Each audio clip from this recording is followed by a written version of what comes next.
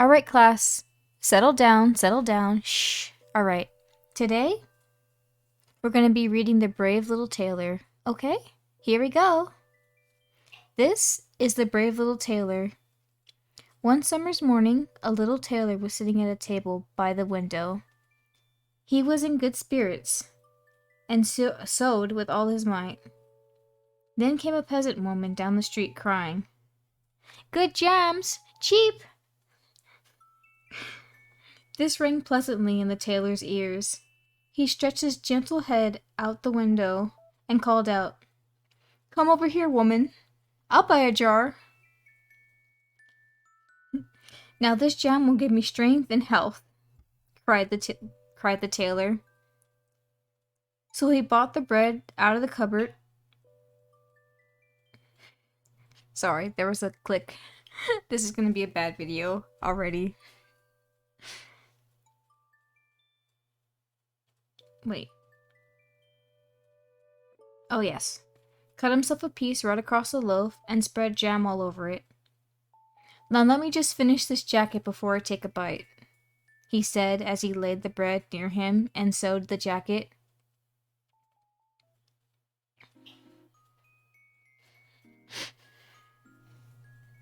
Thank you. In the meantime, the smell of sweet jam attracted some flies. He attempted to drive the unbiting guests away. The flies came back again in the bigger numbers. Wow, this one's written really weird. This one's written like not as I remember.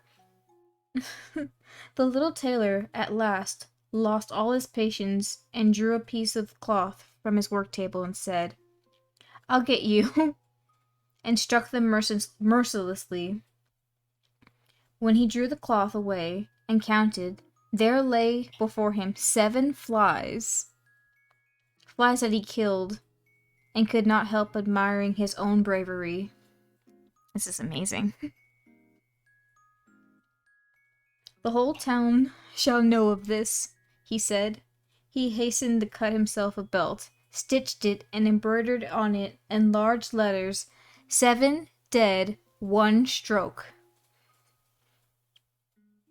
"Now the whole world shall hear of this," he exclaimed.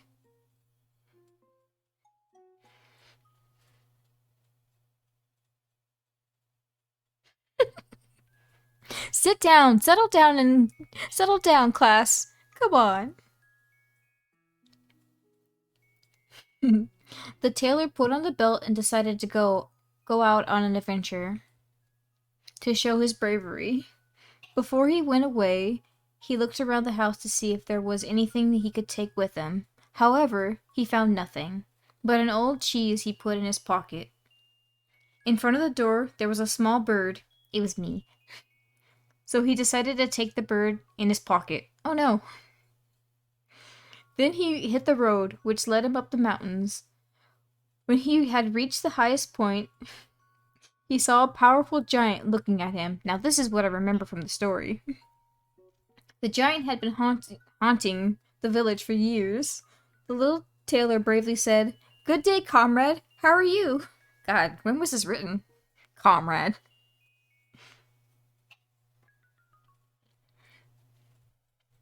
Oh my goodness, this is a word I don't know. The giant looked contemptuously at the tailor and said, "How dare you talk to me, you miserable creature?" The brave little tailor unbuttoned his coat and showed the giant his belt. "There, you may read what kind of man I am," the tailor said. The giant read 7 dead, 1 stroke, and thought that he had been the giants whom the tailor had killed. What? And he began to fear a little for the tiny fellow.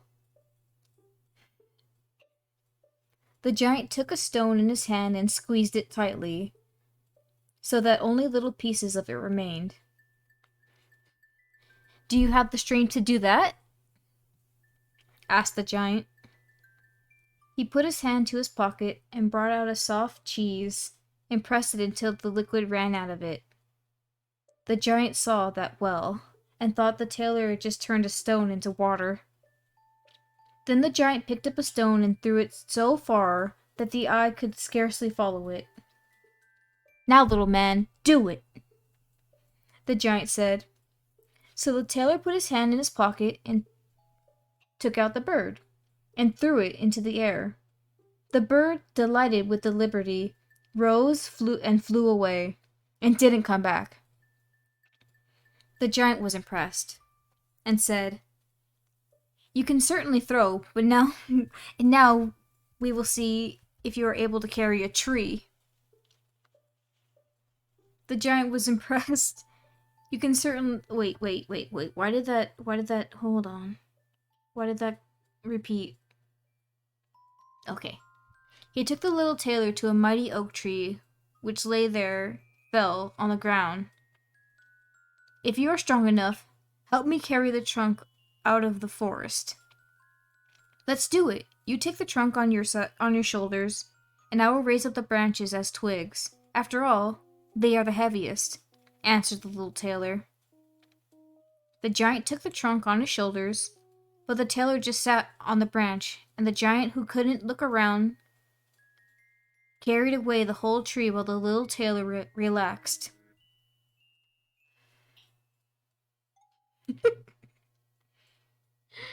The giant said, "If you are such a great fellow, come with me into my cave and spend a night." Oh no. Oh no. The tailor was willing and followed him. When they went into the cave, the other giants were sitting there by the fire, and each of them had a roasted sheep in its hand, and was eating it.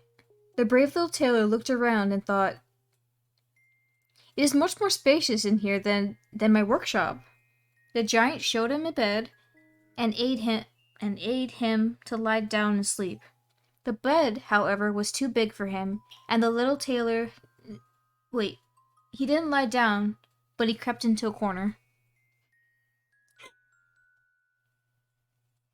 When it was midnight, and the giant thought that the little tailor was sound asleep, he got up, took a great iron bar, and cut through the bed with one blow, and thought he had finished off a grasshopper of a man for good. Then he went down to pillage the village while the villagers were running away, fearing the giant. Suddenly, the little tailor showed up again, screaming, I know, right? "I will destroy you, you miserable giant." The giant thought the little tailor was immortal and ran away, terrified, never to be seen again. As for the little tailor, he was forever admired for his great bravery. The end.